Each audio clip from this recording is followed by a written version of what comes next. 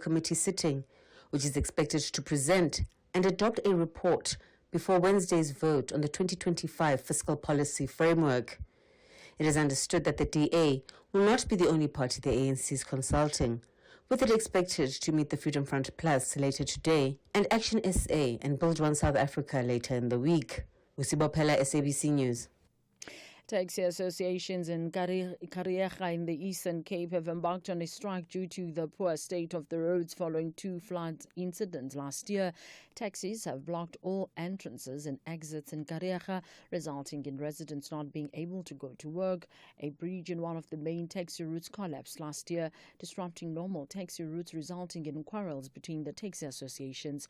UTN District Taxi Association spokesperson Lubabalo Vesele says their daily trips have been reduced, affecting their income. The impact of the bridge in our business is huge because we are no longer having peak hour anymore.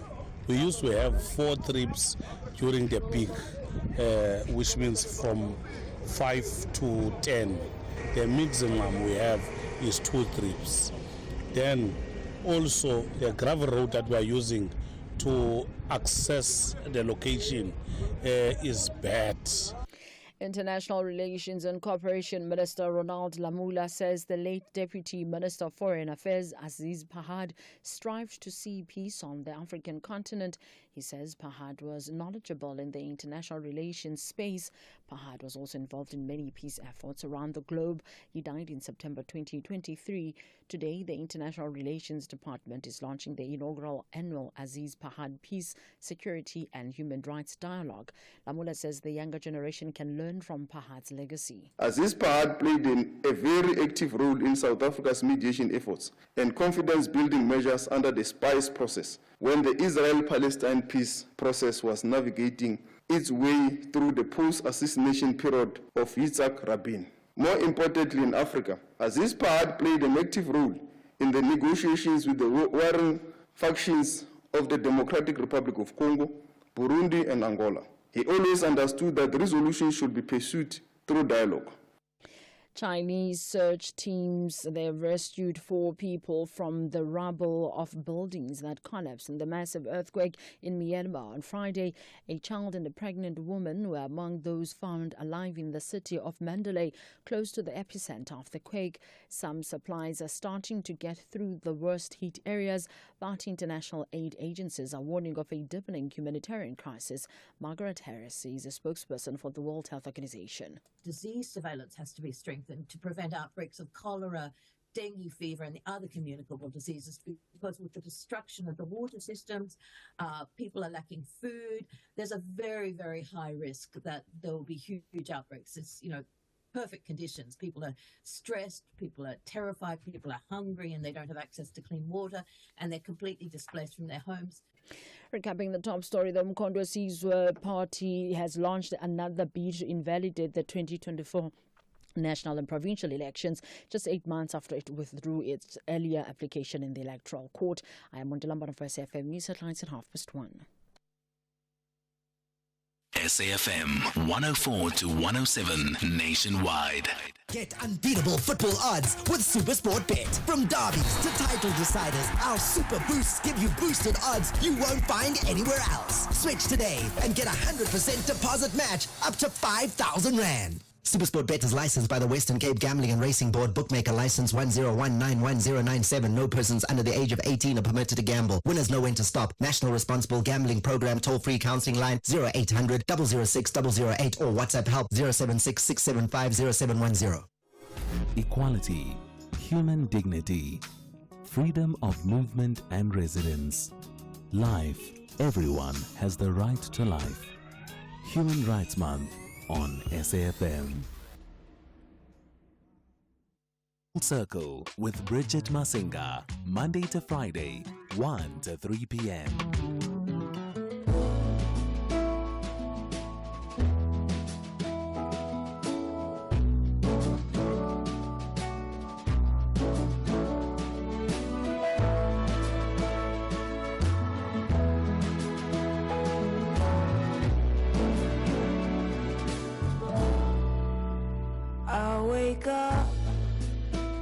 I see you as you lead.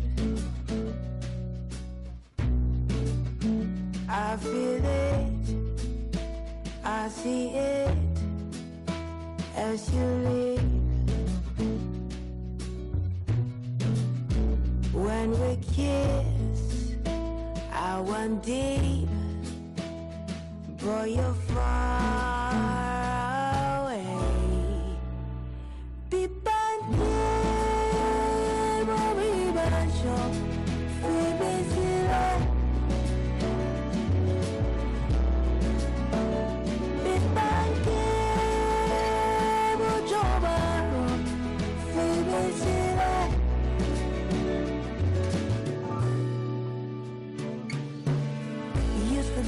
everything, treated me like I was a queen. What spell did it cast on me? Or said I make believe? You say, girl, never be afraid of ever loving me. Those words I hung on to. Oh God, I was a fool.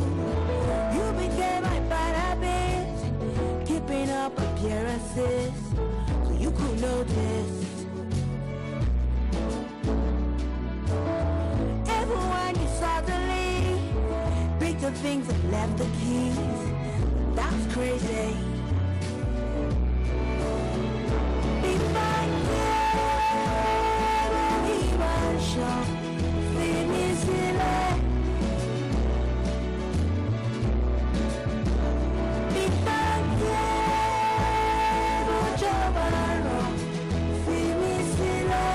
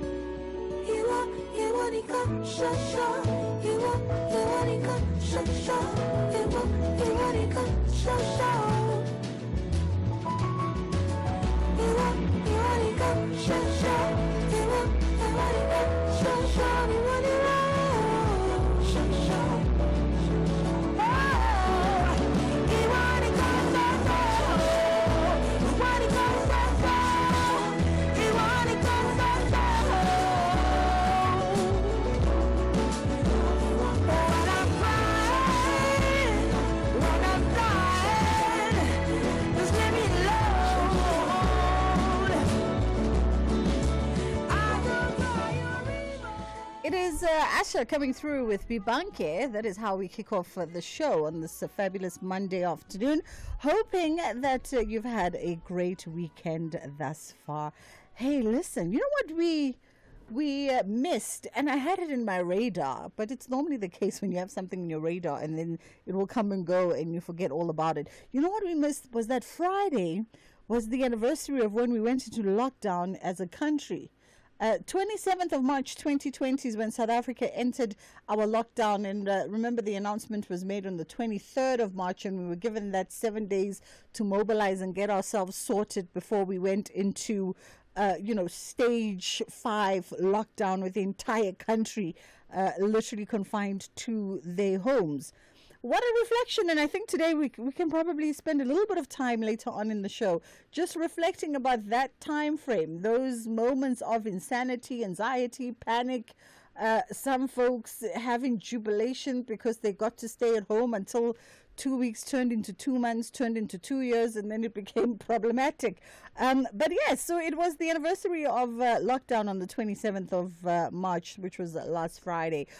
But for the purposes also of today, we've got so much happening on the show today. We're obviously kicking off the conversation with a very, very important item on the agenda as we look at the urgent need to safeguard our schools, to make our schools safer and to ensure stronger reporting protocols. And this comes on the back of that heartbreaking, tragic case of Kwekwe that has sparked national outrage, shedding the light really on the urgent need for us to address safety in schools.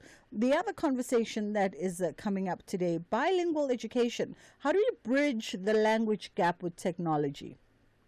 Is that something that is possible and within reach in the world of AI and, of course, of us now being in a completely immersed 4G situation? Let's have those conversations today. And then on the other side of 2 o'clock, we are going to look at some new research. A young woman starting her career today will wait more than 25 years before seeing equal leadership representation.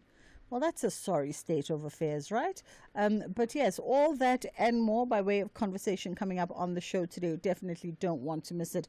And of course, you know that our WhatsApp lines are open as well as our phone lines. You can always give us a shout or send us a voice note. We'd love to hear from you. We'd love to also know your reflections and your memories around those initial first stages of lockdown. Let's take a moment just to observe that very significant part of our collective history as humanity. Let's take a quick break and then we'll be right back. Bridget Masinga on SAFM. The SASSA Gold Card beneficiaries can still come and collect their new Postbank Black Cards, right? Avoid the risk of not receiving your grant and join over 1.3 million beneficiaries that are already conveniently receiving their grant using the Postbank Black Card. There are multiple selected outlets nationwide where you can swap out your SASSA Gold Card for the new Postbank Black Card, or you can dial star 120 star 355 hash to find one near you. Standard rates apply for this, and of course, a Postbank, your bank. You're listening to Bridget Masinga on SAFM. It is the full circle with myself, Bridget Masinga, right here on SAFM, leading the conversations that move the nation. And this is one conversation that has truly galvanized South Africans from all sectors of life on the back of that tragic case of Kwekwe, who has sparked national outrage, shedding light on the urgent need really to address safety in schools and the protocols that govern the reporting of sexual assault cases. Schools are meant to be safe places for learning and growth, and yet we know this because data tells us so, that so many students face danger in these environments. So many students face abuse in these environments. So how do we begin to ensure the safety of our children, the most vulnerable? And we've got joining us Dr. Shaida Omar, who's a clinic director with the Teddy Bear Clinic, and of course Pina Kgodisang, who is the CEO of Soul City. Good afternoon to you both, and thank you so much for joining the conversation. I mean, the case of 7-year-old Kwekwe, who was raped at school premises, has sparked really some intense and very necessary debate once again in the country. But when do we get to a point where we're moving away from debate and starting to now really implement the necessary measures that are needed to safeguard our children and the most vulnerable? And perhaps let me start with you, Dr. Shaida. Thank you. Afternoon to everybody. I think you hit the nail on the head. Schools are educational institutions to enable children to grow, to develop, to thrive, and the implicit expectation is for them to feel safe. Unfortunately, what we're seeing is that more and more children are coming to the fore where they have been violated, brutalized, and children have not had access to the law. They certainly have been failed by the very systems that are supposed to protect them. And having protest marches is just a reflection of the desperation of communities in not receiving adequate, appropriate, and timeless responses from different government departments. If we look at the school saga here, it's a private school. We know they're affiliated to an independent board, an independent association. And I think this is the time when you speak about, ensuring that there's coordination, collaboration, and integration. That's where there is a total collapse of the systems, where systems are not communicating, dialoguing with each other. And I think the jurisdictions need to be aligned, whether it's a public school or a private school. A child is a child. Bana Pele, children first. And we are, we are aligned to the Children's Act, which looks at the best interest of the child, which supersedes all other pieces of legislation. But we can see here that the children's rights have been violated. If you look at the constitutional rights, the right to protection, the right to education, the right to safety, I think all of the above is something that has to be addressed. And again, if we look at what is actually going on, it's a systemic problem. Lack of manpower, lack of resources, lack of specialized training. Unfortunately, people are placed in jobs where they're not equipped or enabled and therefore cannot mobilize because of the lack of adequate resources. And we also find that within the educational sectors, in the private schools, a lot of educators up and run. The moment there's an investigation, they move to another province, and so there's no follow-up. And therefore, both public schools and private schools need to align themselves to one piece of legislation, and it needs to be under the umbrella of Department of Basic Education, where there is definitely synergy and management, because if you can't measure something, you cannot manage it. And I think this is where the challenges are. Absolutely. Pina, CEO of Soul City, let's jump you into this conversation because, if we had to look and assess what are the biggest risks and vulnerabilities when it comes to school safety in South Africa, and why aren't we implementing more stringent measures, whether by way even of vetting people who work with children and vulnerable? There's been this call now that's been sort of centered around the making of the sexual offenders registry public, but attached to that is the call to say surely people who work with children and the most vulnerable should be vetted before they are even allowed into those spaces.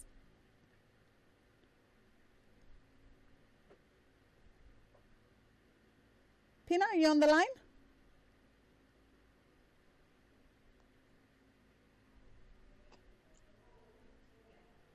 Should I respond? I hear you there in the background. Pina, how are you? I'm good. I was just saying my name is Pina Godisham because I heard you mispronounce both my name and surname there. So I thought let's just start with correcting that. Thank you. And good afternoon to your listeners. You see, the problem is that society-wide, violence, especially sexual violence, is something that one has been normalized, something that we don't treat with, the outrage. We need to treat it, and more often than not, we look at gray areas within policies, within the law, where people can, make excuses for not stepping up and taking responsibility when it comes to fully adhering to what the law says, right? So you're talking about vetting people. I mean, it is a requirement in law that everyone who works with children should be vetted. And should you be found to have a record, for that record to be made known public, so that everyone who wants to give you an opportunity, they know that this is the person that we are bringing into the space, and this is how, they've been either prosecuted or found guilty. Even if Can I hold you there for a second? Sorry, we're about to go into a break and it's going to cut you abruptly. We'll come back on the other side. Don't wake up to less money or no money in your account. Add an extra layer of security for unusual transactions. Nominate a trusted person on the Standard Bank banking app. If something seems off, they can decline transactions for you, even while you sleep. Get trusted person on your banking app today. Visit our help center on the banking app to learn more. Another lesson to #beat the scam. Standard Bank is an authorized FSP and registered credit provider. T's and C's apply. Akwele. Akwele. Akweli. Akwela. Akwele. Akwili. Akwele. No matter how you say it, one thing's for sure. Aquele is South Africa's most loved water brand, refreshing you with pure natural spring water and delicious flavored sparkling drinks. From every sip to every smile, thank you Mzansi for making Aquele a part of your everyday moments. Aquele, spreading joy to South Africa naturally. Night Talk with Oliver Dixon. When leaders need to account, we call on them. When society needs to debate, reflect, and advance, we're here to have the conversation. Join me, Oliver Dixon, on Night Talk every Monday to Thursday from 10 to 12 midnight. You're listening to Bridget Masinga on SAFM. All right, we are in conversation with Dr. Shaida Omar and, of course, Pina Kodisang, CEO of Soul City, and Dr. Omar is the clinic director at Teddy Bear Club. Perhaps let's go back to that thought, Pina, around the vetting of individuals who work with children, because I think you still had some more to sort of add to that train of thinking. Yes, I was saying, when we do recruitment, we must also use safety and safeguarding of children. So vetting is not an optional thing. It's a requirement, right? That everyone who comes into the space where they work with children has been cleared of having any record, that might indicate that they are not safe to be brought into the environment. And therefore, whether a school is a private entity or it's registered, under the government, it should not, have its own rules around how vetting and safeguarding of children is done. That should apply according to the policies and the laws of the country, not private laws that are made by entities that have resources. And that should really be something that is enforced by the law, and should no excuse should be made. Also, within the school environment, there must be child protection and child safeguarding policies that are adapted from the national policy that we have in the country, because that also applies to everyone who works with children. So it should be something that each time, we have training of teachers, it's something that must also be included in reminding the teachers, the parents, everyone who works with children, that this is the responsibility we have towards children. Because remember, in that policy, when we speak safeguarding, it talks about the duty to report as well, right? When you know that a child is being neglected, being bullied, or there's something that indicates that a child is not treated correctly, that needs to be reported. But also, the school should be able to work with other departments, be it the police, be it the DSD, and any other organization whose responsibility it is to put the child's interest at heart, at the center. Dr. Shaida, speaking about reporting, what other protocols, perhaps practical protocols, should be in place for reporting sexual assaults in school? And have we seen said protocols maybe be implemented even in South Africa in different institutions that could work or that show results by way of just facilitating that safe communication where a victim feels safe enough, even in anonymity, to come and let it be known that they are violated, that they are abused, or just feeling unsafe in that environment? Bridget, I think a very important question. If we look at our pieces of legislation, our protocols on sexual abuse, harassment, bullying, I think we have the best pieces of legislation in the world. It's the implementation, unfortunately. That is where the challenges lie. And you are absolutely correct on raising the issue of trust, where children feel safe, because often children are afraid to report, to make a disclosure, fear of reprisal because of the intimidation, the coercion, and the threats that they would be subjected to further, intimidation, or that they would suffer that their families would suffer. I think that's a reality which prevents children from reporting, but also the fact that the kind of responses that are elicited by law enforcement is not always well received, and often children feel, instead of being supported as victims, they often feel they've been subjected to further victimization, where questions are very accusatory and the blame is shifted. So I think that is something that we have to consider. But I want to speak to about the vetting, that the Part B of the Child Protection Register looks at where people that are not are unfit to work with children, the Sexual Offences Register, where schools can have access to that register to ensure. But that screening is not enough. We in the child protection sector require screening every 6 months.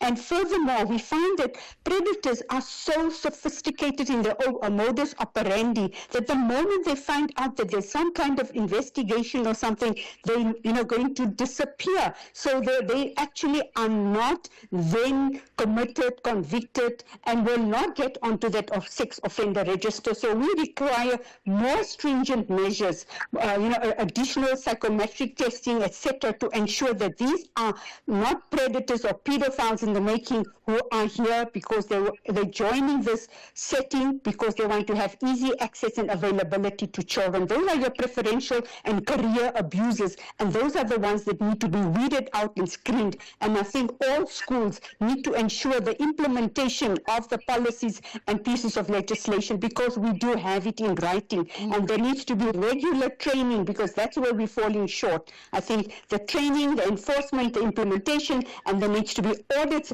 at the schools to ensure that they are following these protocols through. Yeah. Ladies, I just want to take a quick pause. We'll come back on the other side and wrap up within the 5 minutes. But just a quick pause for the headline news. And 086 000 2032 is the number that you can call us on if you want to be part of the conversation. Or 061 410 4107 is our WhatsApp line. If you'd like to send through a WhatsApp voice note, you're more than welcome to do so. Perhaps in light of this very tragic case, you yourself have been giving some thought around the schooling environment in which your kid attends school, and some of the things that you feel should be implemented by way of safety and security measures, and even maybe by way of conversations that as parents you should be having with those in school, be it principal, be it the school governing bodies, be it staffers, around just what are the protocols that are in place and how can those be better bolstered to ensure the safety and security of your children. It's just gone 1:30. It's time for us to catch up with the headline news. Thank you, Bridget. In the news headlines, the Umkhonto Sizwe political party has launched another bid to invalidate the 2024 national and provincial elections, just 8 months after it withdrew its earlier application in the Electoral Court. Former President Thabo Mbeki says the late Deputy Minister of Foreign Affairs Aziz Pahad would have been shocked by the allegations made by U.S. President Donald Trump against South Africa, and the world's richest person, Elon Musk, has handed out $1 million checks to 2 voters in the U.S. state of Wisconsin in a push to elect a conservative to the state Supreme Court. A full update follows at the top of the hour. You are listening to The Full Circle. It is The Full Circle with myself, Bridget Masinga, on SAFM, having a very necessary conversation today on the back of that tragic case of surrounding Kwekwe, who was sexually assaulted, raped in her school premises, as the entire country seeks justice for her and her family. A brave little 7-year-old girl who, had the bravery and the courage to let her parents into what had happened. The unfortunate part is watching conversations with her mom this morning on the various news networks, is that when the parents took her and presented her to the respective police officials to report the incident, they were met with an attitude that was less than accommodating, less than sensitive and considerate of everything that the young 7-year-old had gone through. In fact, creating an unease and a sense of doubt is what I got from her mom, who's been recounting the tragic episodes and the events that followed afterwards. I think I also want to find out, you both ladies talk about the fact that, there is policy that speaks to how these issues should be handled and governed within schools. So what is lacking? What is lacking within the schooling environment that perhaps educators, principals, staffers are not really equipped to handle these situations when they are presented to them? Because the unfortunate part is this is not the first case of its kind. Let me throw that over to you, Pina. So we see, the attitude the police are giving is what we've been experiencing throughout. There's this lack of, one, implementation of the law and making sure that those who are supposed to hold people accountable within the prescripts of what the law says do that, right, diligently.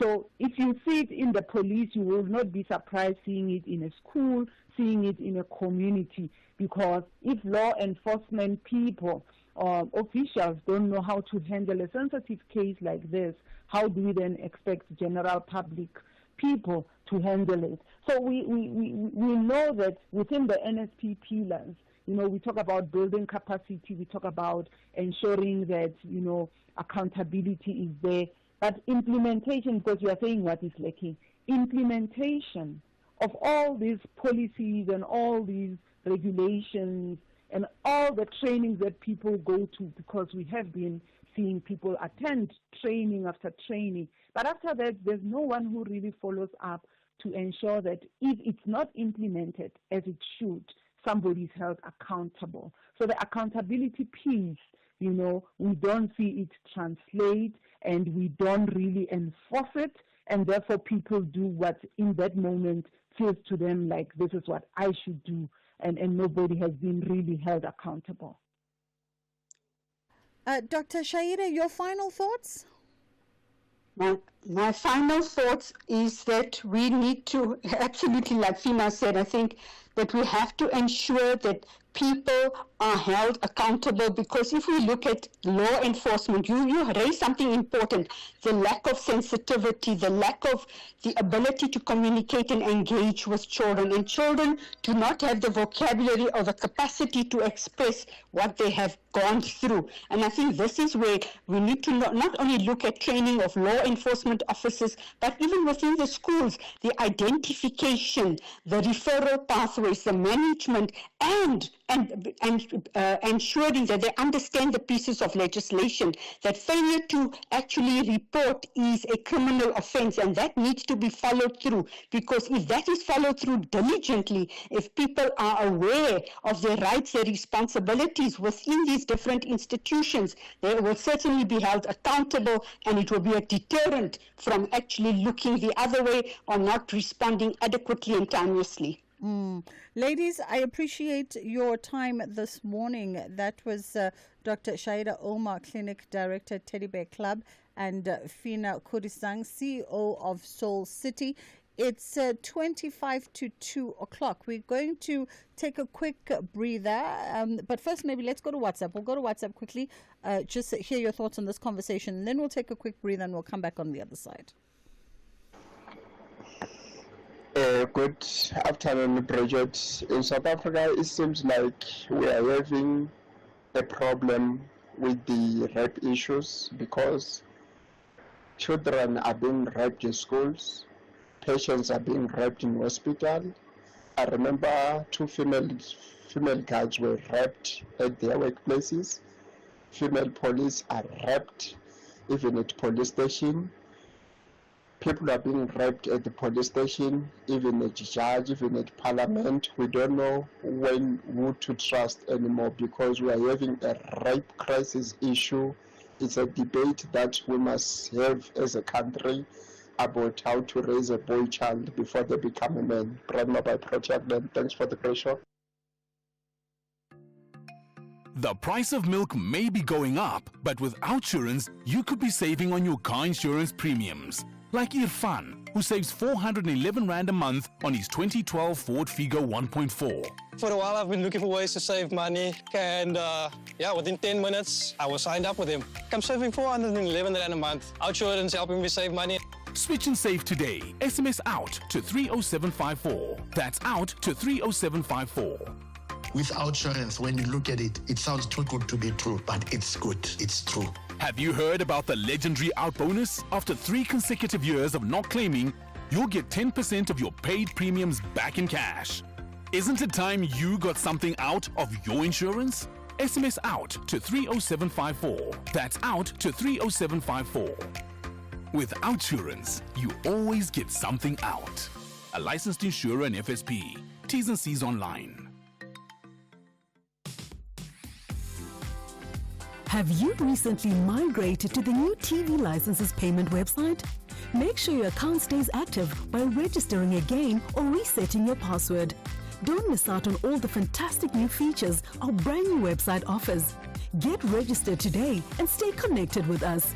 With the new website, get your payments done quickly and hassle-free with a wide range of services. So make sure you register to take advantage of all the great client features. Visit www.tvlic.co.za today. TV licenses. Do it for the things that matter. Turn your vision into reality with Vodacom Business. Get the Samsung Galaxy S25 on a Red Business 1.7 gig contract for 1,129 Rand per month over 24 months. Enhance your deal. Add 69 Rand extra per month over 24 months and get the Samsung Galaxy Watch 7 eSIM. Available in-store and online. T's and C's apply. Further together. Vodacom Business. Hey, want to check your TV license balance conveniently? Look no further. Our SMS service allows you to do just that. By sending a message containing your ID or TV license number to 44210, you can quickly access your balance without needing multiple inquiries or waiting on hold.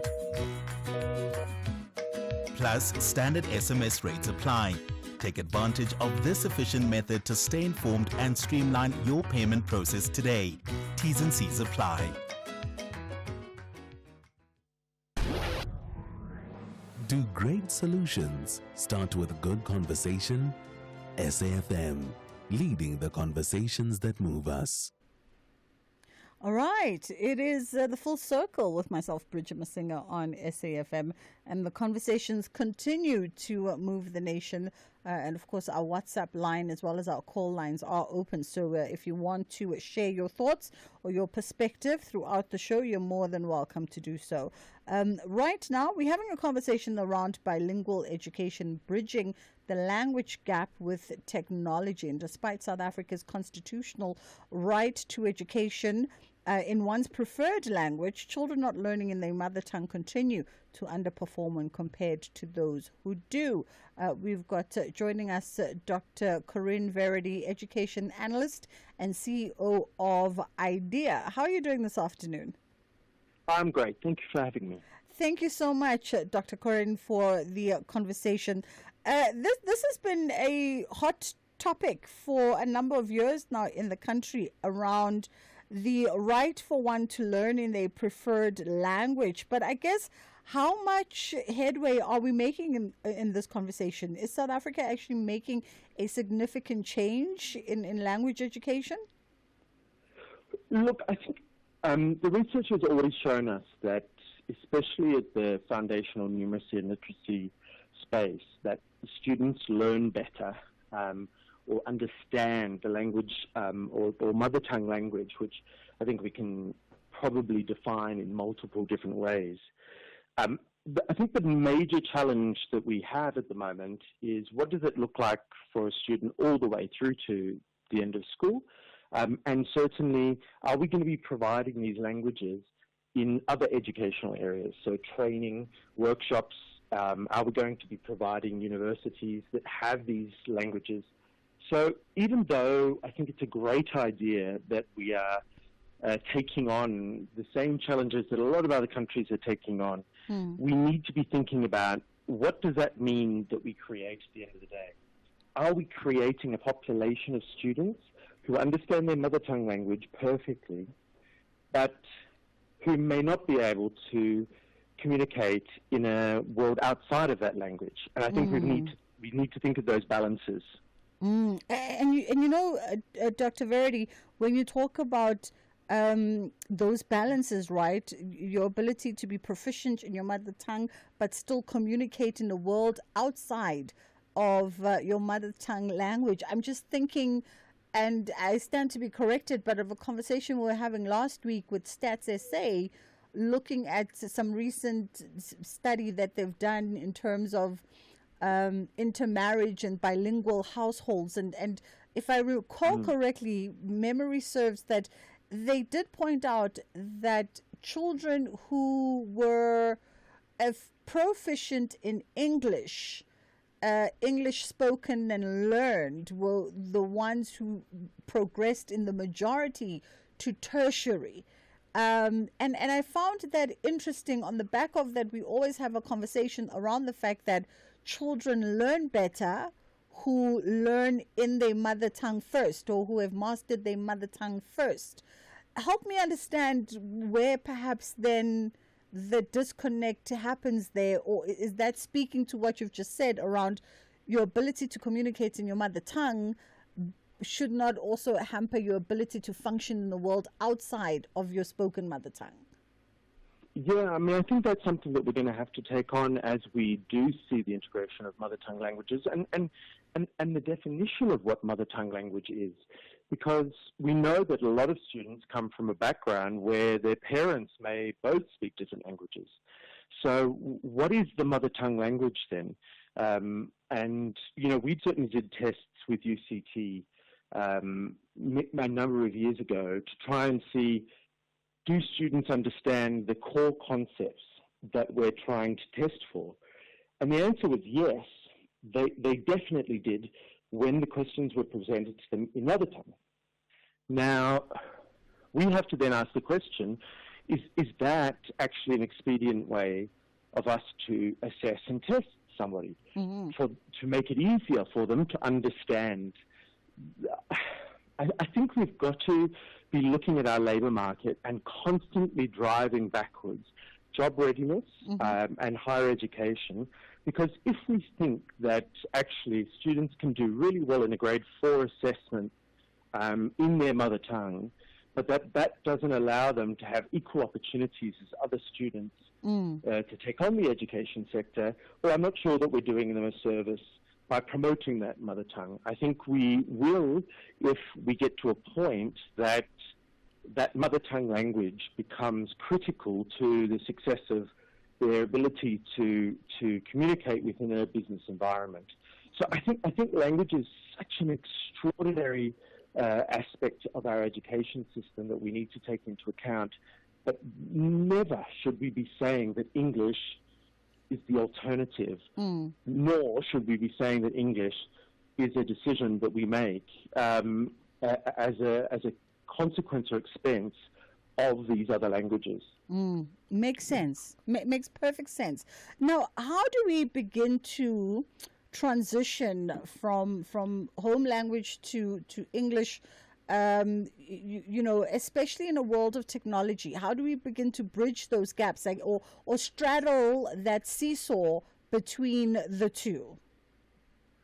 Well, that's why I think actually technology is fantastic, because for all of its failings or some of the challenges that we go through in that technology space, the one thing that we know is that technology can provide us with bilingual or multilingual education, particularly where we are asking direct translations, where we're looking at questions and answers to be provided in those languages, and where maybe there's scaffolding to explain to students what a particular term means or some context around it. I think that's where technology really can play a huge role. We need to embrace that technology. And I think it's happening through ChatGPT and other such platforms. I think that what we need to be looking at is not direct translations, but actually how do we see translanguaging, the concept of being able to be bilingual and understand a concept in thought and practice in two different languages. Sure, that's interesting because I mean, I'm just looking at myself, and I think for some of us, it's really one understands thought and concept in one language where you have your sort of your strength and your power, and the other often sacrifices or is sacrificed for the other. When we start thinking about this concept of translanguaging, or maybe it will be easier maybe for the next generation because they are raised by millennials and Gen Zs who straddle the duality of culture and language. Yeah, I mean, absolutely. I think that translanguaging is certainly a term or a phrase that has been concepted by students at UCT. And I think it's really wise because there's no doubt in my mind that translanguaging is far more efficient than translation, where we would be expecting students to be able to grapple with different languages, whether or not they've learned them. So, I mean, I think it is a useful skill that we're looking at, that UCT students are developing. But I think if it doesn't have a use case, so if we're not seeing the final outputs and where this is going, we are going to have a major struggle because we have to create relevance and use case for why students are doing these languages, and not just simply because we're trying to pay lip service to them. Are we developing the digital tools to help students understand the complexities of concepts in both home language and English? Are we doing it now? Not as effectively as we could. Okay. I think, is it something that we've got on the pipeline? Absolutely. And I think organisations such as ourselves or any of the education solutions, they are looking at how do they deliver their programs in multiple languages. However, it hasn't been a priority to date, and it has felt like it was a major obstacle for most students. So you can imagine schools are very hesitant to be able to introduce all these different languages because it may throw their results out. So I do think that, when we start looking at AI and we start looking at what languages AI is presenting, we need to be thinking, how does isiZulu or how does Xhosa get delivered digitally without it actually impeding or changing the education sector. Yeah, you've definitely given us something to think about there in how we move this conversation forward. Dr. Verity, we thank you for the time, education analyst and CEO of IDEA. It's just gone 10 to 2 o'clock. We're going to take a quick break, and then we come back on the other side and we celebrate 21 years of transforming the actual profession in South Africa. Something big is coming. 6:30 will never be the same. Amalanga Wafani, only on SABC 1.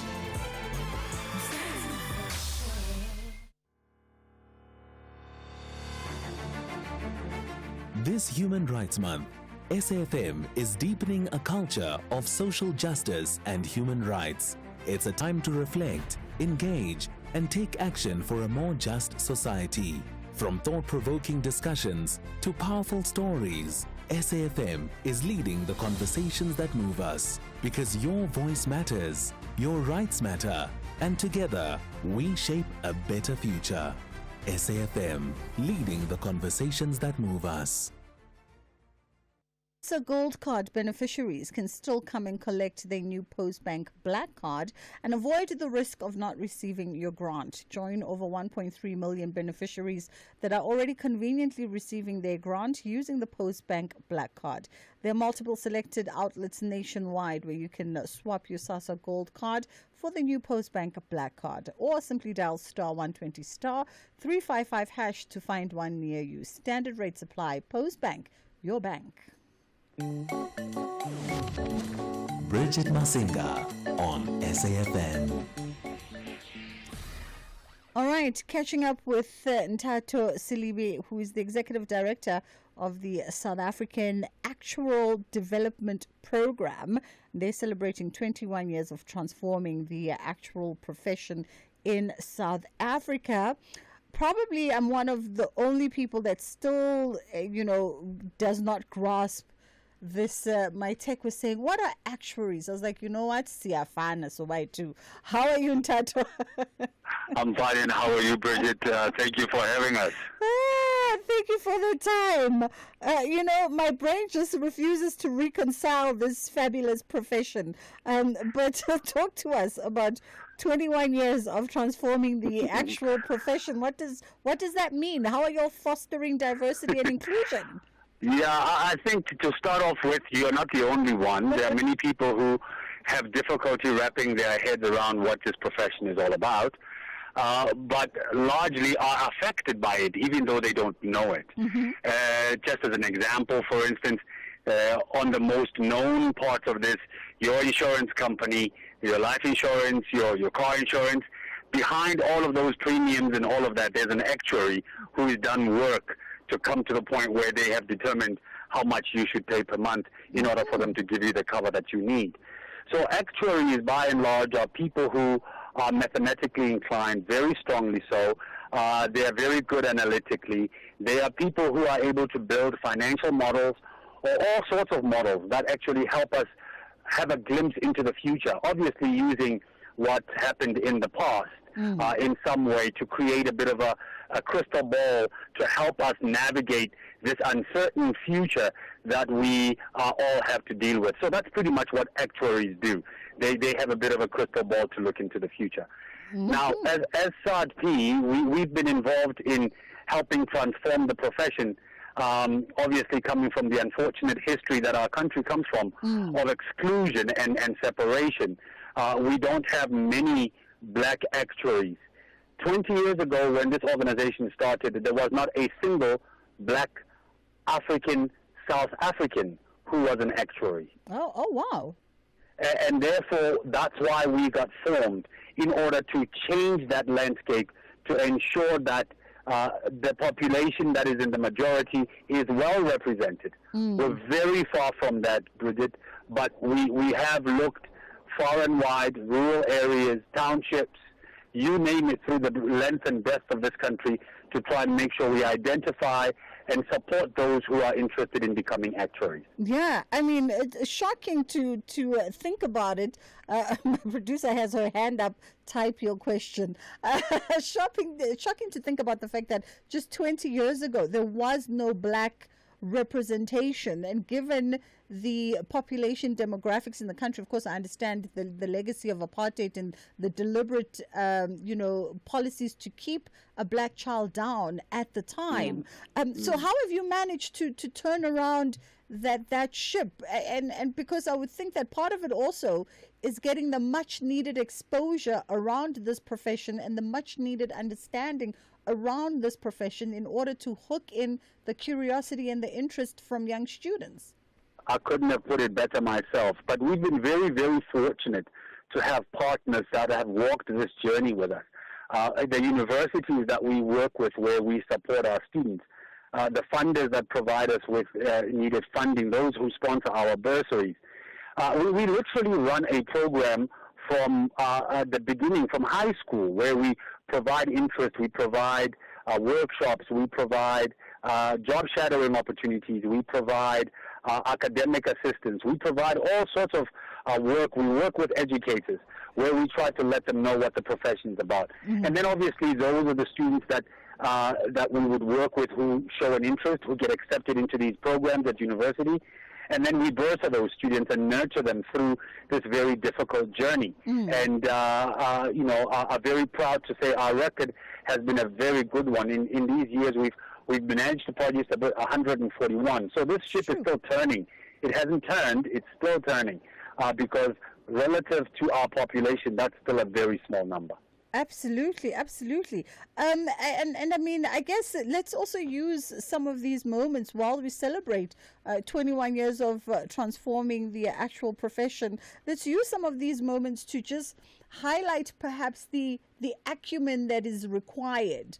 We have a lot of conversations here around getting ready for the choices that children must make at senior high school level, grade 10, grade 11, getting ready for varsity level, what needs to be considered, in just trying to prep both our young audiences as well as their guardians and parents to make the right decisions that are well aligned. So let's use this moment to just the acumen that is needed, and you say one that is mathematically inclined.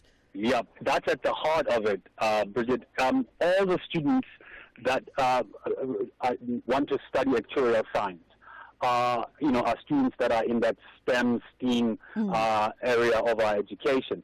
So maths is at the heart of it. It is a requirement, and it must be students who are very strong. Obviously, language is very important, and in this particular case, it still remains English because of our medium of instruction. So they must be very strong in terms of their language skills, because they have to be able to manage the volume of work, the volume of reading, but also understanding what comes across. And they must be very analytical, problem solvers. These are people who don't just present. When they see a problem, their mind jumps immediately to what could be the solution here. How do I solve the situation? So those three areas are quite strong. And I would like to encourage a lot of the young girls who are very strong in mathematics to not shy away from this industry. We definitely need that diversity, that inclusion as well. For anybody that wants to find out more from the work that you do as the South African Actual Development Program, Ntato, where can they go? How can they be in touch with you guys? Our website is the best place to go. It will give you everything, whether you're a funder, you're an educator, you're a school, you're a parent, you're a learner who's interested. Visit our website, www.saadp.co.za. You'll be able to get all the information you need. But we're also on Instagram. We're also on Facebook. We're also on X. So those platforms are available for you you just need to look up SAADP, and you will be able to pick up all the information. You can also call us on our offices, and the numbers are easily on the website for you to be able to reach us. So everywhere you look on all the different platforms, the mediums, whether you're a funder, as I said, educator, etc., we are more than happy to engage with you so you can be part and parcel of our journey. Wonderful stuff. That was Ntato Silibi, Executive Director of the South African Actual Development Program, and you can find them on www.saadp.co.za, and they've got all the necessary information there. You've heard, whether you're a student, a funder, a parent, you can go and get all your questions answered. It's exactly 2 o'clock. Andela standing by.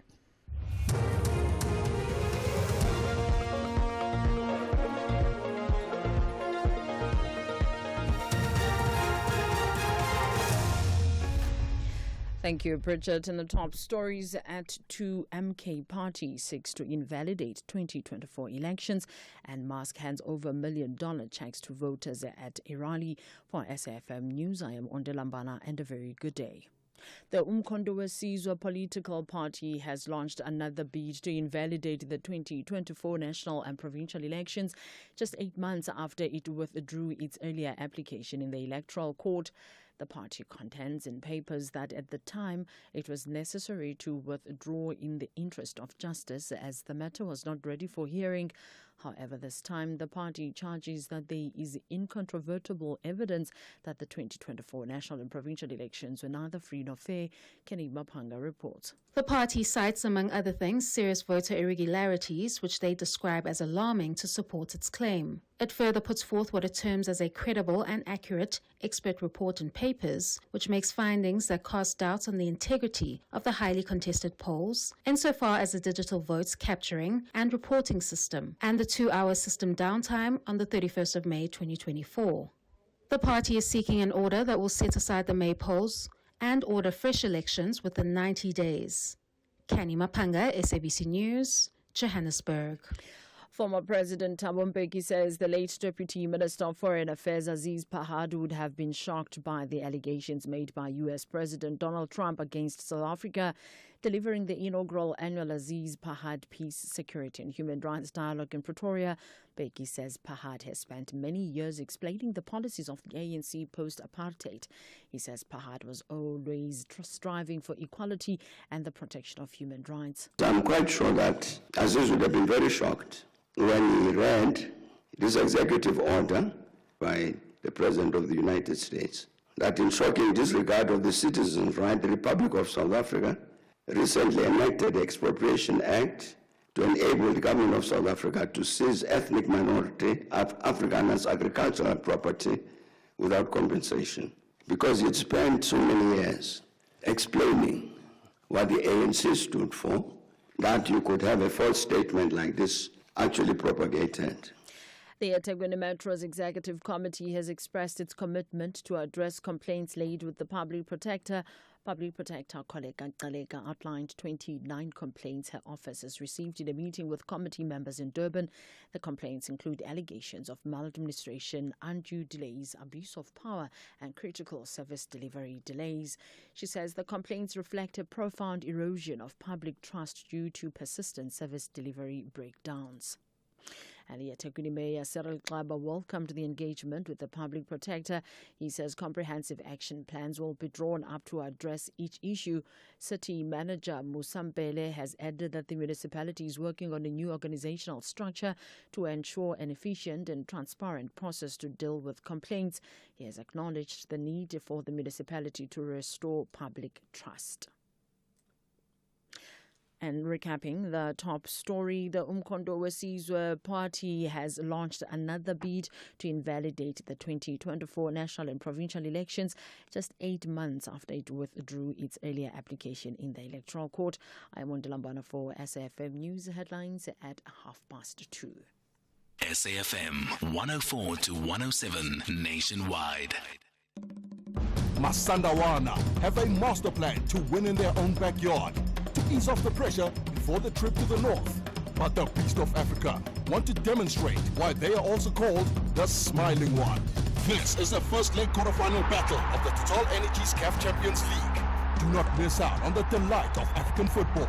Mamelodi Sundowns versus Esperance de Tunis on Tuesday, 1 April at 2:30 p.m.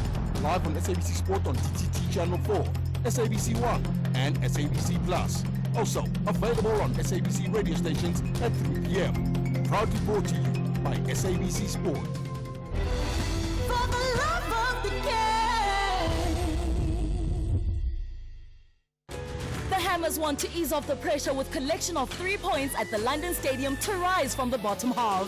We picked out Socek, and there is the goal, and he's scored a few this season. However, the Cherries believe a top half finish will be a good cherry on top. Crosses towards the back post, looking for Tavernier, who side-flips it past Vicario, and that is brilliant from Bournemouth. This is the Premier League. Be part of the thrilling contest between West Ham United FC and AFC Bournemouth on Saturday, 5 April at 3:30 p.m. live on S3. Also available at your fingertips on SABC Plus. Proudly brought to you by SABC Sport. For the love of the game. Akwele. Akwele. Akweli. Akwela. Akwele. Akwili. Akwele. No matter how you say it, one thing's for sure. Aquele is South Africa's most loved water brand, refreshing you with pure natural spring water and delicious flavored sparkling drinks. From every sip to every smile, thank you Mzansi for making Aquele a part of your everyday moments. Aquele, spreading joy to South Africa naturally. Ashraf Gada on SAFM. Sintu in Midrand, hello. Ashraf, I don't know this Halabano man about this song. I think it's still relevant to me, as your guest also indicated that it speaks to the system, not to the real killing of the poor. And you'll recall that there was a song which says that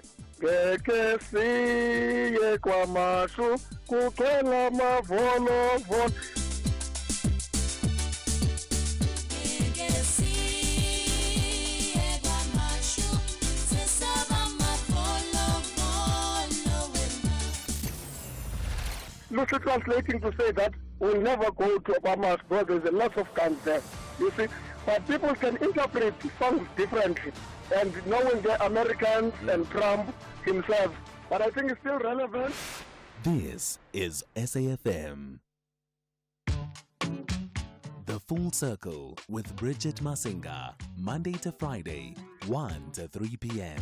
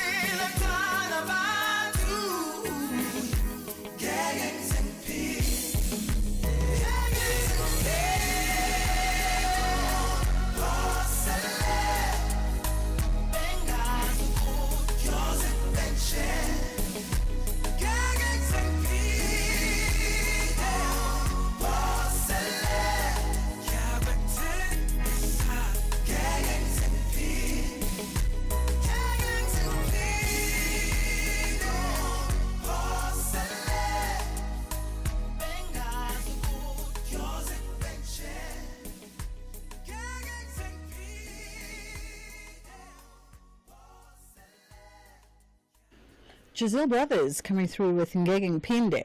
And that brings us to just a tinkle after 10 past 2 o'clock on the Full Circle with myself, Bridget Masinga. By the way, our phone lines are open on 086 000 2032. That's our phone line. Or you can WhatsApp us on 061-410-4107. That is our WhatsApp line. I was saying earlier on in the show how quickly time passes, right? Because we didn't realize on Friday, we were talking about it sort of mid-month. around the fact that, wait a minute, our COVID anniversary is coming up very, very soon. And 27th of March 2022 was when we went into a COVID lockdown. Well, 2020 rather, 5 years ago was when we went into a COVID lockdown in South Africa. We were one of the last few countries to go into a COVID lockdown. And the announcement came a week prior on the 23rd and on the 27th. We then shut down in everybody. We were all in our own little houses. I'd love to sort of reflect back on that time, because it was a time that was filled with so many emotions for so many South Africans, right? We were filled with anxiety and anticipation. We didn't know what was going on. We were glued to our television screens, our radios, consistently watching as the rest of the world, one by one, sort of just was counting down and shutting down their borders, shutting down their gates, everybody in their homes. We really went into it at the height of anxiety, I think, at the height of anxiety. But because South Africans are also South Africans and we have a humorous bone, we take all adversity with a pinch of laughter. And a pinch of humor, and I think that's gotten us through some really difficult times as a country, is our ability to laugh at ourselves and with each other. So after that sort of first day when that announcement was made that we're going into lockdown, there was then we sort of eased into this weird, awkward excitement, if we can describe it as such, where we were trying to plan what our 2 weeks at home would be like, our activities, our exercise routines and schedules, and everything else in between, trying to plan out our banana bread recipes. And so you know what I mean? Our humor took over, and we were like, okay, we're going to make the best of this situation. If we have to be at home, we are going to show the world what being at home and making the most of it is really going to be like. I remember I have friends who run multi-million rand companies and who work for, multinationals, and they were happy to get paid leave that didn't affect their leave. So they were happy to just be at home and relaxed and chilled for a moment. But we then ran through a gauntlet of emotions the longer lockdown prevailed. The more it got extended, our emotions started developing into all kinds of different things. I don't know about you, but I had a COVID not even a COVID, I had a lockdown meltdown on day 8. I distinctly remember it was day 8 when I had my lockdown meltdown, and a lot of people had a meltdown moment at some point. I remember taking to social media, going live, and I really just wanted to check in with my followers to see how everyone was doing, how they were handling the situation, how they were just keeping a positive outlook with themselves and their families. And I wasn't even aware that I was emotional in the moment, but people that were watching my Instagram live realized that I really was breaking down in the moment, and I thought I had a sense of control, but I didn't really. I was having an out-of-body experience. Like, there was real fear and real panic, and I was pregnant at the time, and so there was a lot that was going on, emotionally and mentally with me. And I remember when I sort of ended that Instagram live, just the flurry of phone calls that came through from friends, close and industry friends, and people were saying, can I come get you right now?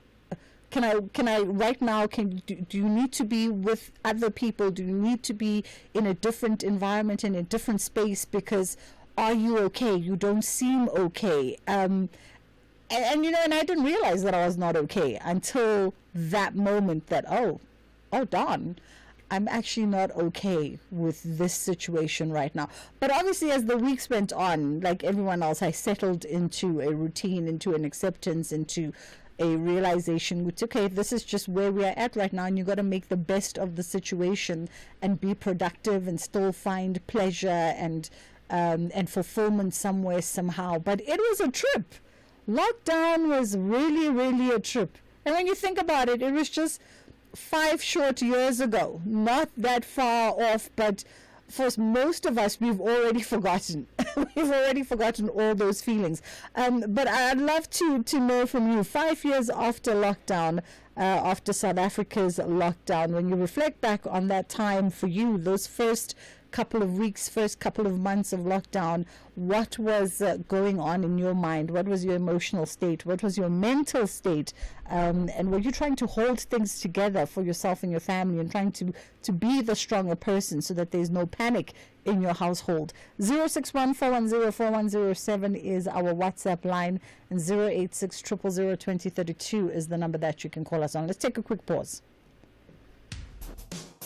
SAFM has signed a code of conduct that is enforced by the Broadcasting Complaints Commission of South Africa. Under the code, we are committed to giving news that is accurate, comment that is fair, and programming that is not harmful, does not amount to hate speech, or contain violence or explicit sex. If you think we are not living up to that code, then you can inform the Broadcasting Complaints Commission of South Africa. Direct any complaints in writing to the Broadcasting Complaints Commission of South Africa. PO Box 142365. Craig Hall 2024. Fax to 011-326-3198 or an email to bccsa@nabsa.co.za. For more information, please visit www.bccsa.co.za.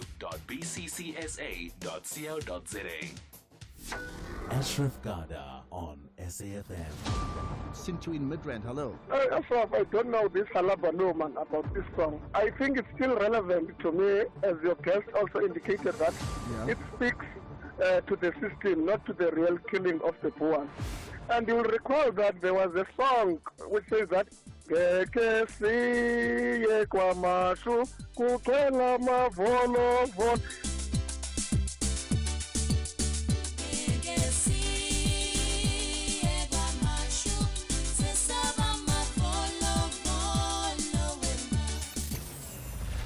loosely translating to say that we'll never go to Obama's because there's a lot of guns there, you see.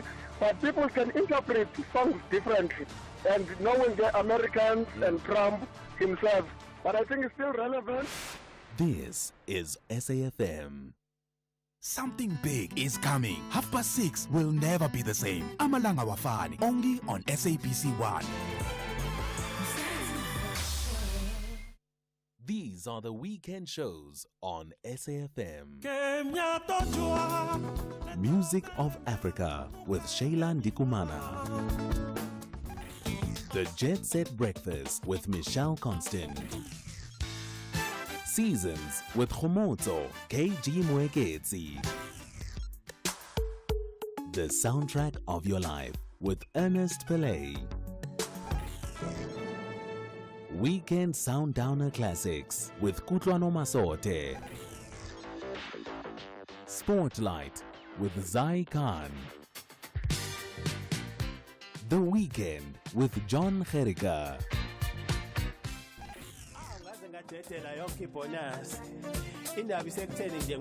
Rhythm of Africa with Shayla Ndikumana. This is SAFM. SAFM has signed a code of conduct that is enforced by the Broadcasting Complaints Commission of South Africa. Under the code, we are committed to giving news that is accurate, comment that is fair, and programming that is not harmful, does not amount to hate speech, or contain violence or explicit sex. If you think we are not living up to that code, then you can inform the Broadcasting Complaints Commission of South Africa. Direct any complaints in writing to the Broadcasting Complaints Commission of South Africa. PO Box 142365. Craig Hall 2024. Fax to 011-326-3198 or an email to bccsa@nabsa.co.za. For more information, please visit www.bccsa.co.za. Kathy Motlatlana on SAFM. If you're ready to talk, I'm here to listen and nothing is off the agenda. Join me on The Talking Point every day from 9 a.m. to 12 noon. Only on SAFM. The Market Update, Monday to Thursday, 6 to 7 p.m. Want to stay ahead of the financial game? Join us tonight from 6 to 7 p.m. for an insightful journey through the day's market developments, financial updates, and investment news. Tune in for your daily dose of financial intelligence as we navigate the twists and turns of the financial landscape with expert insights. Only on the SAFM Market Update. SAFM Market Update with Jimmy Muyaha.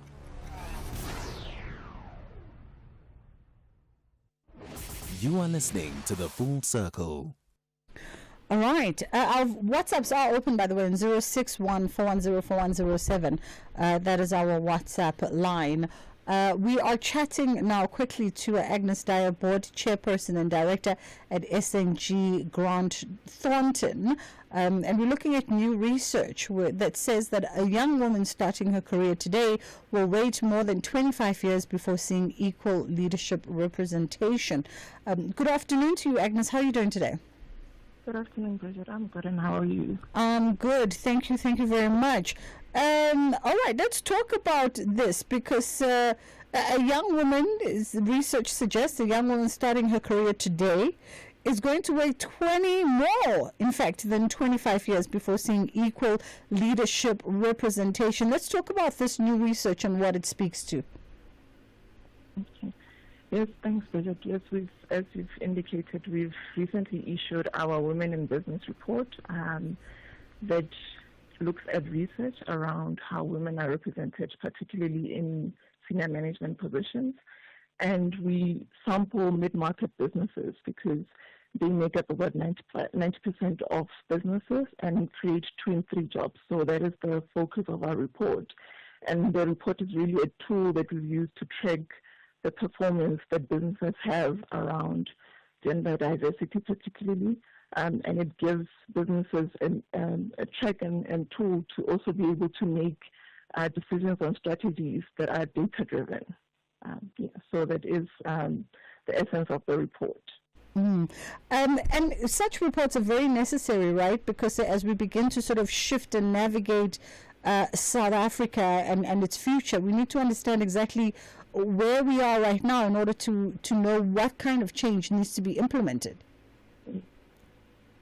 That is correct, Bridget. So in terms of South Africa, we are tracking ahead of the global percentages that have been achieved, both overall as well as in the 3 key area roles that we've identified as those that are particularly represented by women.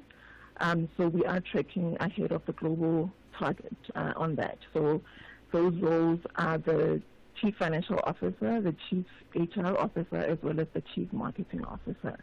So knowing where you are gives you a basis of where it is that you need to go to. And in our report, even in the last year, one of the key areas that we've highlighted as action points for businesses was to set targets, because what you measure, you become. Right?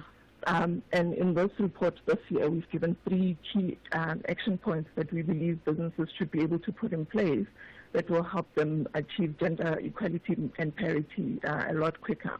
We've highlighted that businesses need to set bold and ambitious targets for senior positions and go as far as actually highlighting which positions they would like to see the women fulfill or occupy.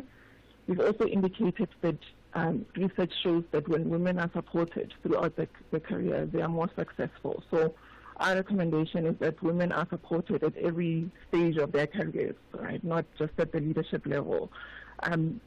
Mechanisms such as mentoring and networking have proven to be successful in terms of those businesses that have been able to reach parity. And the third aspect is for all of us that are in businesses and that interact with businesses to compel the businesses that we deal with to have target strategies and also achieve gender balance. So those 3 key aspects are what businesses can really do to move the needle towards gender balance. You know, Agnes, when you speak about sort of those the key roles, right? The key strategic roles that the report notes, CMO, CFO, and CEO. It's always of interest that women always tend to occupy a higher percentage in roles, for instance, that speak to a human resource officer roles of sorts, but there's always a marginal representation when we're speaking more towards a CEO, if we're talking C-suites. Chief executive, even perhaps in roles like CFO, Chief Financial Officer. What needs to be done in order to speak to those very key organizational strategic roles and placing more women there in the future? Yeah, that's a very interesting observation, Bridget. So, as you've highlighted, the CFO role, the Chief HR Officer role, and the CMO, based on our research, are the ones that are populated. And as is highlighted, in South Africa, we did note that with the CE role, there was a decrease from 38.7% into 35.2% in the current year, which is still above the global average of 21.7%. So that is one of the key roles that we encourage businesses to look at in terms of women representation. In terms of where we've seen women be represented, they also play a very important role because they are in a unique position to cause a ripple effect, right? People that are in people offices have the opportunity to set policies, contribute to policies that encourage gender parity, and those in finance have the ability to direct where finances and resources are going, right? And in South Africa particularly, when people, strategies, retention, all of those are company policies. So those key positions are important to drive strategies, set policies, and allocate resources towards the cause. The report also highlights the gender diverse teams, perform better. Give us a little bit of an example, perhaps, of how diversity drives innovation or has driven innovation and performance in business. Yeah, so just in terms of the most frequently cited impact of gender equality strategies, right? 1 in 3 business leaders indicated that the strategies that the company has around gender parity has helped create a culture where employees all feel that they are treated fairly and equally, and that the work environment is inclusive. And as you've highlighted, it goes way beyond even the culture. There's also around impact around the business performance, right?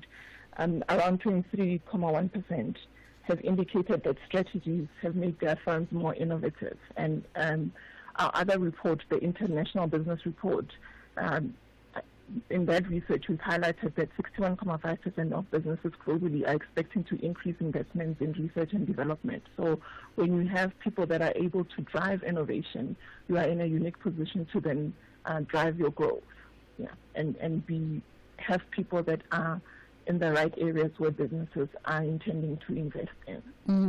Agnes, we appreciate your insights this afternoon, and I think this report will make for fascinating reading for a lot of South Africans, and particularly those in strategic roles of ensuring that we have leadership ready for the next generations to sort of take over. That was Agnes Dyer, Board Chairperson and Director at SNG,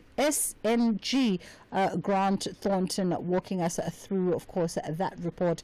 It's just gone 2:30. We are going to take the headline news, and then we'll come back on the other side. Thank you, Bridget. In the news headlines, a state witness was present at a Nyobeni tavern in June 2022 when 21 young people lost their lives, has testified that he is one of the people who jumped out the window when he struggled to breathe. The Mkondo Wesizwe political party has launched another bid to invalidate the 2024 national and provincial elections just 8 months after it withdrew its earlier application in the Electoral Court. And the French far-right leader Marine Le Pen has been convicted in a court in Paris of embezzling European Union funds and has been banned from running for public office. A full update follows at the top of the hour. SAFM 104 to 107 nationwide. This program is brought to you by SABC Education, enriching minds, enriching lives.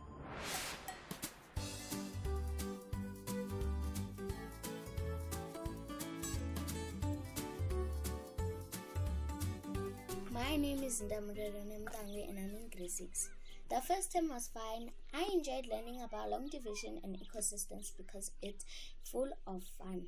My favorite fun activity was testing starch in food because we tested food to see if it has starch. The easiest subject was English and the hardest subject was geography because in English we write and read stories. Geography was hard because we learned about longitude and latitude, which I don't understand. I am downloading apps to help me study for the next term. Hello, and my name is Tumelo Munareng. The first term, it was very exhausting, but it was also fun. And the most interesting thing I learned about this term was the Jaws of Life project. The reason I enjoyed it that much was I enjoy challenges which helped me stress, and I also got good marks there because, as she said, it was a good project. The most fun project I worked on this term was my creative arts dance. It was very good, and my group did very well. Which I thought was the hardest was math. Well, the reason why it was hard because there were a lot of things I didn't understand. No matter how many people I'd ask, I'd still catch the same thing that I don't understand. By the way, how am I preparing for your second term? Going through my books by time to time, if I have the time, like free time, going through my books. Thank you. Hi everybody, my name is Kate and today I'm going to be talking about the first term of 2025. The most interesting thing that I learned this year was the atmosphere and all the layers. It was really interesting learning about what all the layers do and how we need them for life and everything.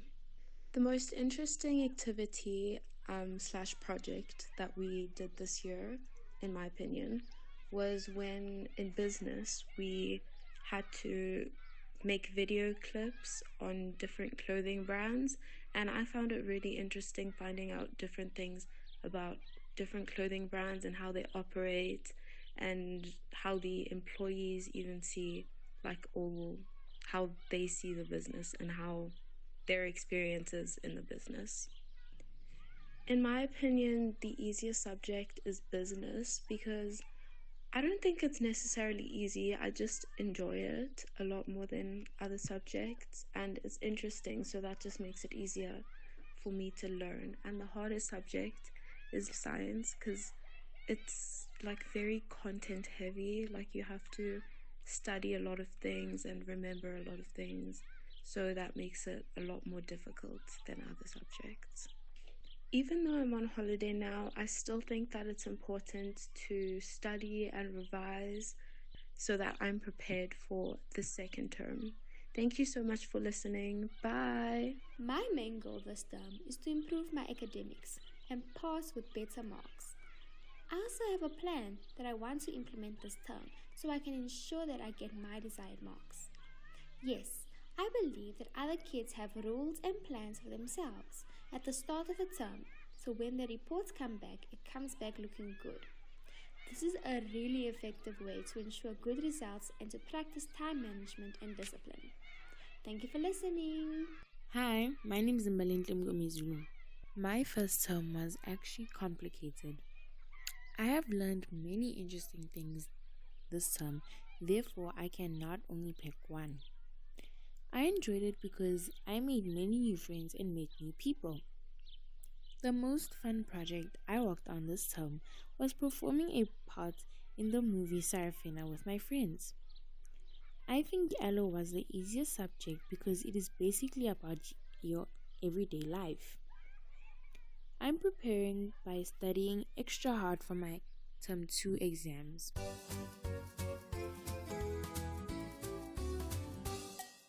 Hello brains and happy Monday! Can you believe it? The first term is already over. It's time to look back at what you've learned and prepare for the second term ahead. So tell me, how was your first term? Did you learn something new and exciting? Maybe you discovered a school science fact, read an interesting book, or tried a fun school project? What was the most interesting thing you learned and why did you enjoy it? Every term has its challenges and fun moments. Which subject did you find the easiest? And which one was a little tricky? If you had enough time in some subjects, don't worry. Every term is a fresh start and you can always improve. The key is to ask help, practice, and never give up. Now let's talk about preparing for Term 2. Here are some ways you can get ready and do even better. Reflect on Term 1. What worked well? What can you improve? Set goals. Decide what you want to achieve in the new term. Stay organized. Keep your books, homework, and schedule in order. Ask for help. If something was hard last term, talk to your teacher, parents, or friends. Have a positive attitude. Believe in yourself and keep working hard. Remember, friends, every school term is a chance to learn something new and grow smarter. Even if Term 1 was tough, you can do better in Term 2 by staying focused and trying your best. So get ready, stay motivated, and make this next school term even better. That's all for today. See you next time and keep learning.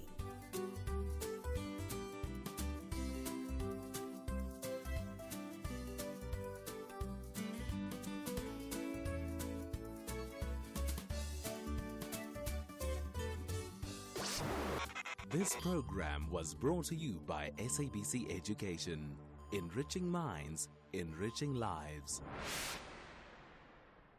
Akwele. Akwele. Akweli.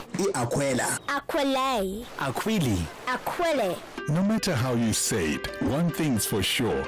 Aquele is South Africa's most loved water brand, refreshing you with pure natural spring water and delicious flavored sparkling drinks.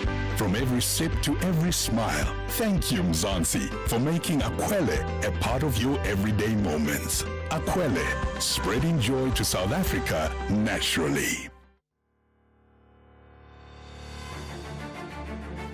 This Human Rights Month, SAFM is deepening a culture of social justice and human rights. It's a time to reflect, engage, and take action for a more just society. From thought-provoking discussions to powerful stories, SAFM is leading the conversations that move us. Because your voice matters, your rights matter, and together we shape a better future. SAFM, leading the conversations that move us.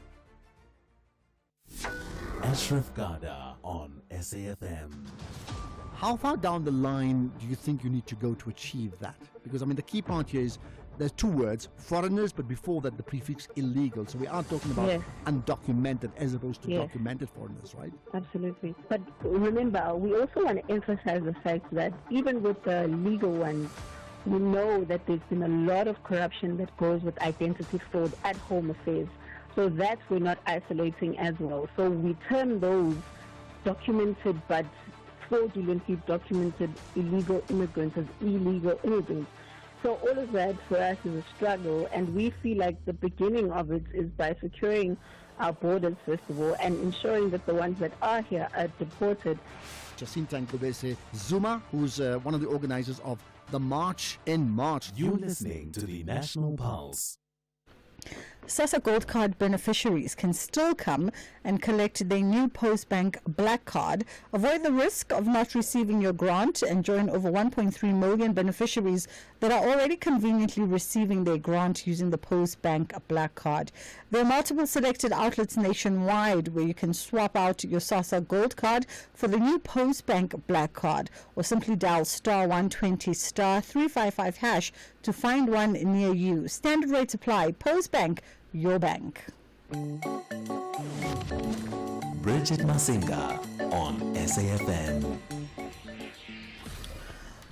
Okay, we are reflecting back on COVID-19. It's 5 years since the day, 27th of March 2020, when South Africans were counting down for that day of lockdown. The president announced to us on the 23rd of March that we would be going into lockdown 7 days later. And that began a week of preparations by South Africans across the country to ensure that they were ready for the unforeseen, the unknown, not knowing exactly how long we would be in lockdown, not knowing exactly what it would entail, what it would take from us.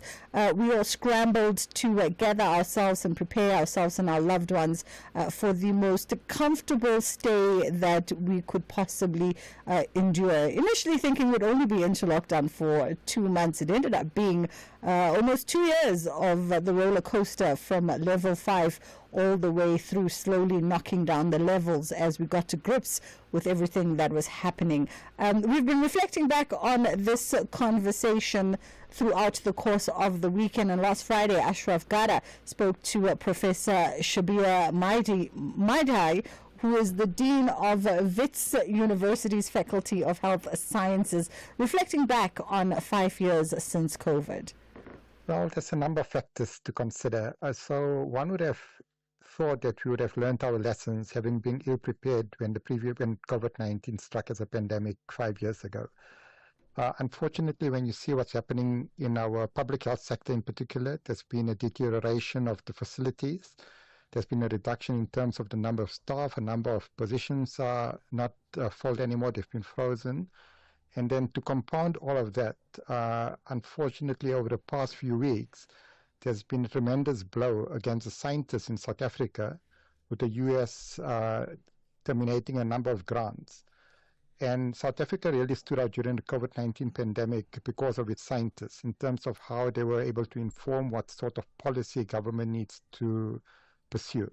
So on the one hand, we've got our healthcare facilities that are literally deteriorating by the day, day on day, week on week, year on year, and they're understaffed. So if we were to face the same number of cases over a short period of time, essentially our public healthcare facilities simply wouldn't cope with it in the majority of provinces. Okay, I mean, that's so ominous. I mean, thank goodness it's not likely to happen anytime soon, is it? Well, I'm one of those that believes that the pandemic occurs every 50 years, so probably once in a lifetime, and I hope I'm right. But there's no second guessing what could happen. Okay. What about the big lessons then to learn from what we got right and what we got wrong 5 years ago? Look, it was, we were obviously learning as the pandemic was evolving. So it's easy in hindsight to say what we've got wrong and what we got right. But I think at the end of the day, an important lesson is that we need to adapt policy which is suitable for a local context, rather than trying to adopt sort of practices that might work in very different settings that are much better resourced. So the collateral damage that eventually transpired because of the stringent lockdown measures government enforced simply didn't pay much dividend in terms of the number of people that eventually ended up dying from COVID-19 or ended up being hospitalized. It didn't do much in terms of preventing the spread of the virus.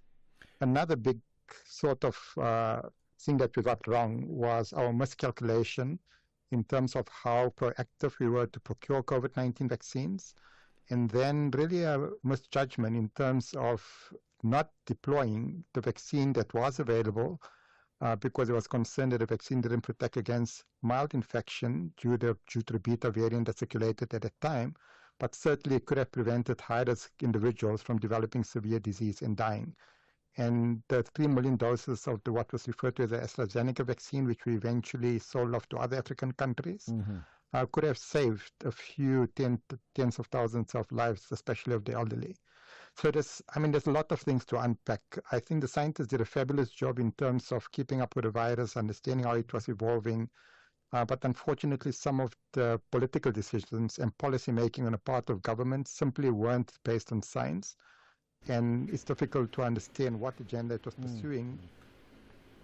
That was Professor Shabir Maidai talking to our very own Ashraf Gada on Friday, Dean of the Wits University Faculty of Health Sciences, reflecting back on 5 years since COVID and some of the lessons that were learned there as a country, and perhaps our better preparedness should another pandemic hit us in the years to come. Michelle also had an extension of this conversation on the weekend, talking about asking you to reflect on some of the lessons that you've learned since COVID, and I think that was probably the most profound time for us on an individual human level is navigating the emotions and the psychological impact on COVID and everything that came with it, from the losses and the learnings, and ultimately even at times reflecting on saying, yes, it was challenging, yes, it came with a lot of pain, yes, it came with a lot of loss, but it also taught us so much about ourselves, our resilience, our strengths, our abilities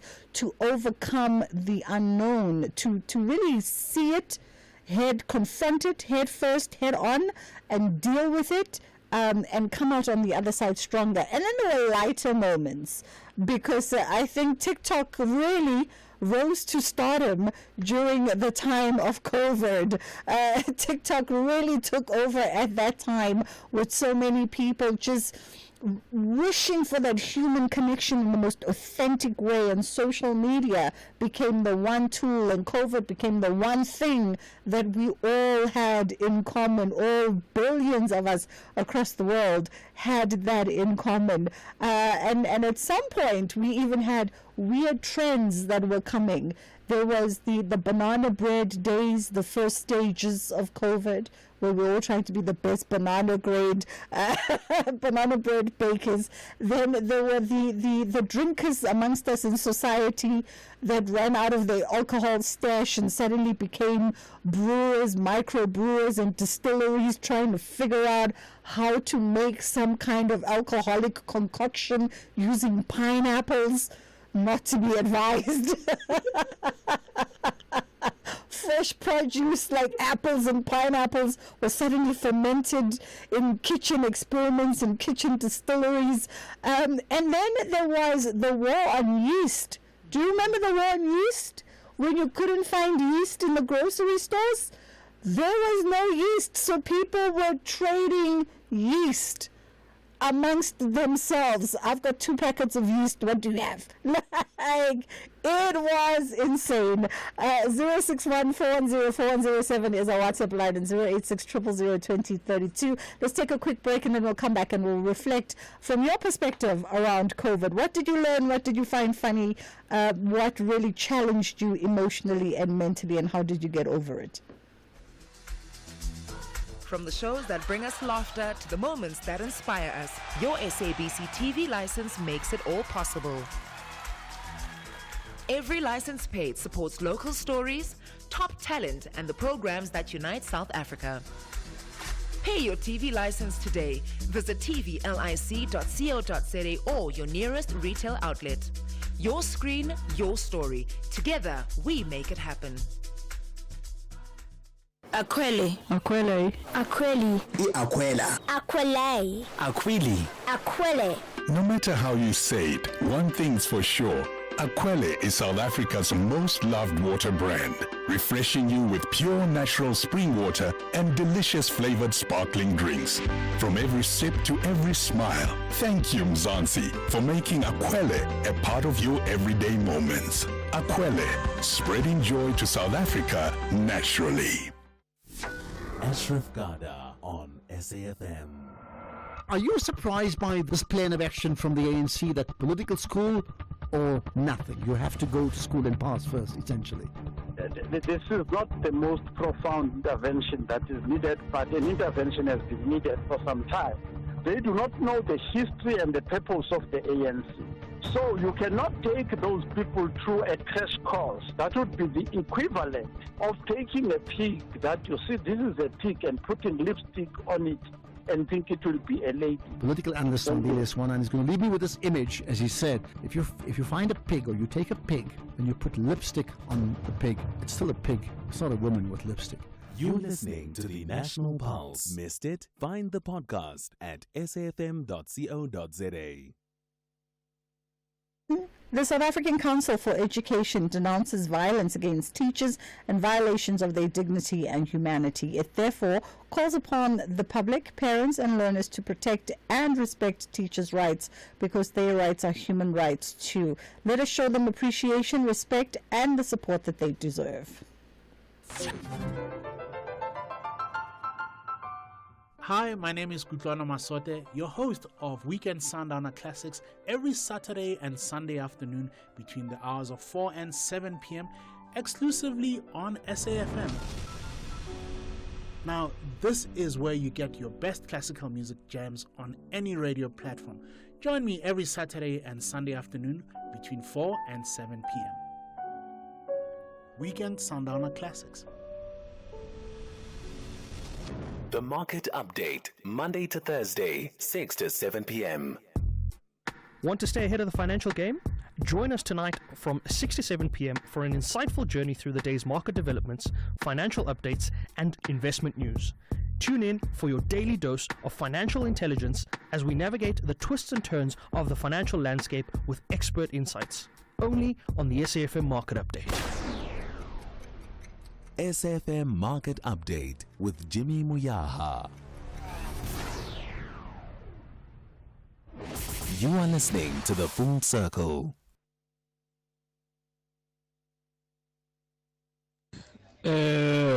Afternoon, Sasazi.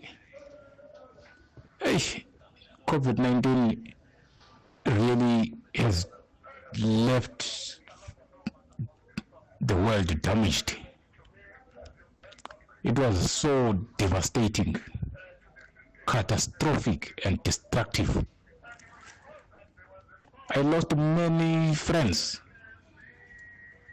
brothers, and biological sisters. You see, now that I am left with the orphans, you see, sometimes I cry. During those days, it was so very difficult. Everybody was a coward, but the cowardice that one has was inside him or her.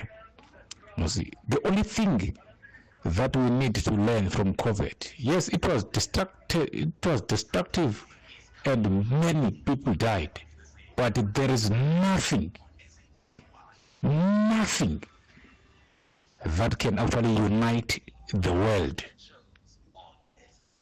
than COVID-19.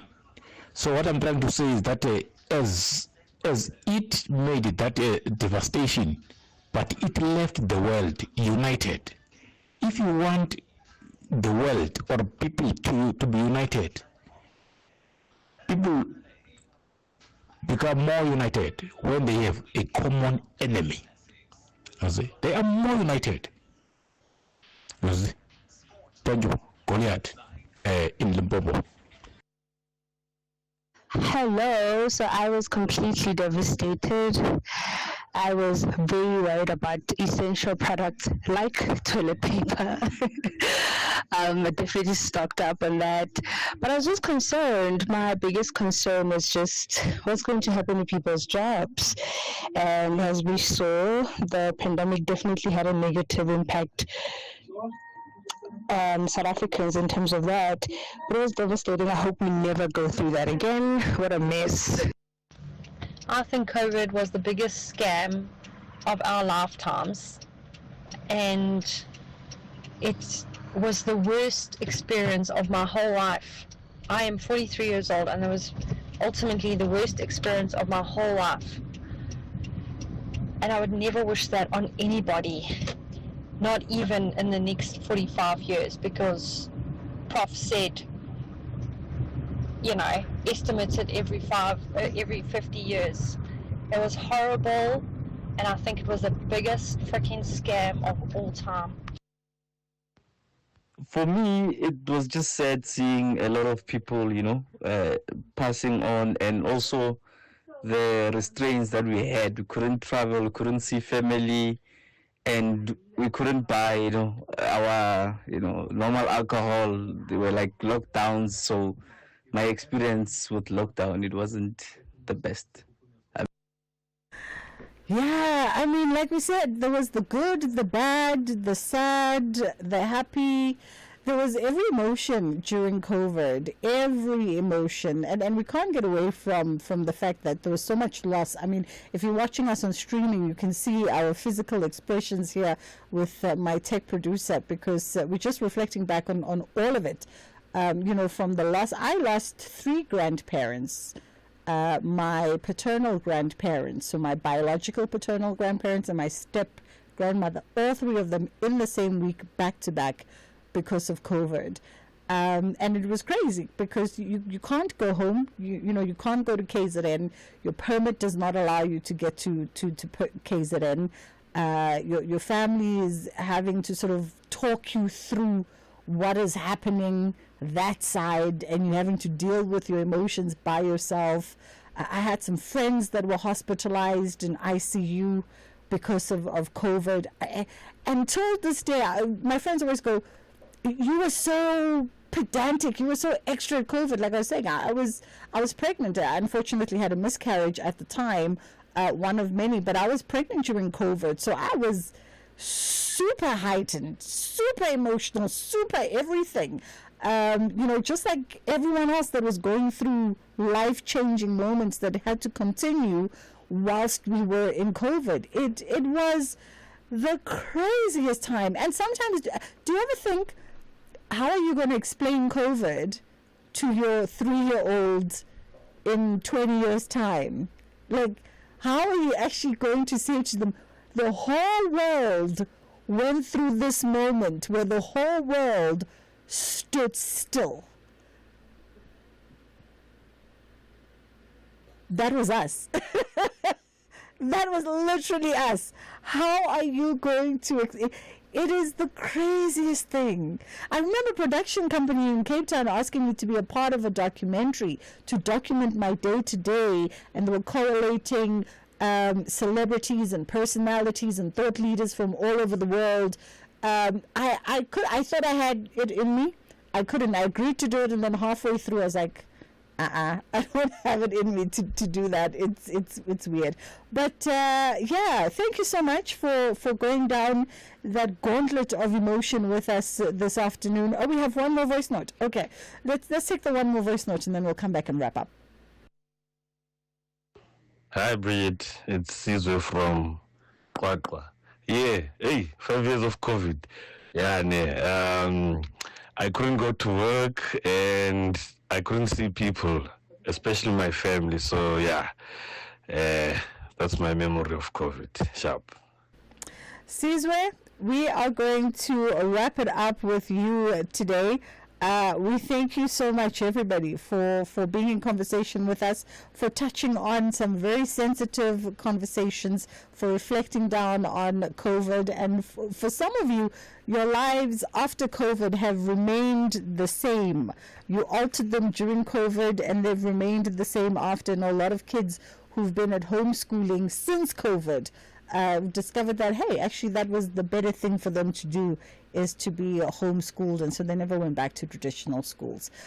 For myself and my team, we will do it again tomorrow. Eid Mubarak, everybody. Hope you're having a great day. A happy Eid to all. Inshallah, God willing, we get to do it again.